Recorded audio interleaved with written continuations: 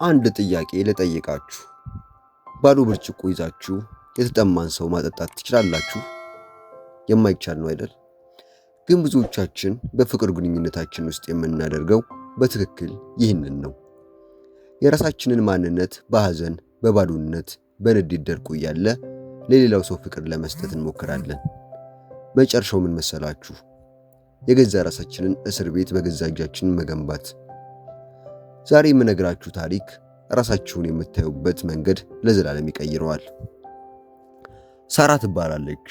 ሳራ ሕይወቷን ሙሉ ደስታን ፍለጋ ከሰው ወደ ሰው ትሮጣለች። ይህ ሰው ከመጣ ሕይወቴ ይሞላል ትላለች። አንድ ቀን ዳዊትን አገኘችው። ዳዊት ደግ፣ ተንከባካቢና የሚያወድሳት ሰው ነበር።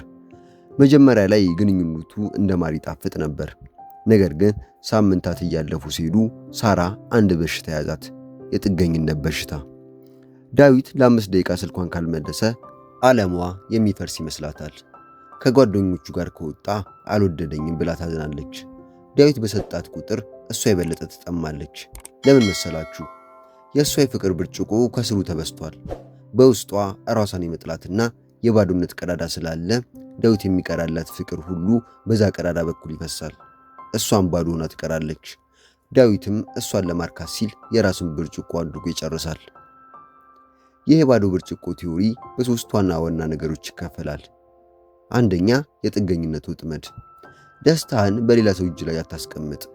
ያ ሰው በፈለገው ሰዓት ደስታህን ሊነጥቅ ይችላል። የልብ ቁልፍ ያለው በአንተ እጅ መሆን አለበት። ራስ መውደድ ማለት ምን ማለት ነው? ራስ መውደድ ማለት ኩራት ወይም እኔ ብቻ ማለት አይደለም። ራስን መውደድ ማለት ለራስህ ብቁ መሆን፣ ለራስህ ታማኝ መሆንና የራስህን ዋጋ ማወቅ ነው። ብርጭቆህን እንዴት ትሞላለህ? ሌላ ሰው እንዲያከብርህ ከፈለክ በፊት ራስህን አክብር።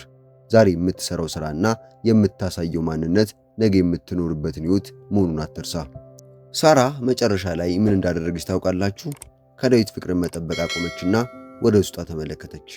መጀመሪያ ራሷን ማከም ጀመረች። የምትወዳቸውን ነገሮች ማድረግ፣ በራስ መተማመናንና ብቻዋን ስትሆን እንኳን ደስተኛ መሆንን ተለማመደች። ብርጭቆዋ በራሷ ፍቅር ሲሞላ ዳዊት የሚሰጣት ፍቅር እንደ ተጨማሪ ሽልማት ሆነላት። ከዛ በኋላ ግንኙነታቸው የጥገኝነት ሳይሆን የሁለት የሙሉ ብርጭቆዎች ጥምረት ሆነ። ፍቅር ከውስጣችሁ ተርፎ ሲፈስ ነው ለሌላው የሚተርፈው። ለጁሲ ማይንድ ቤተሰቦች ዛሬ ቁም ብላችሁ ብርጭቆአችሁን ተመልከቱ። ለሰው ብላችሁ ራሳችሁን አታጥፉ።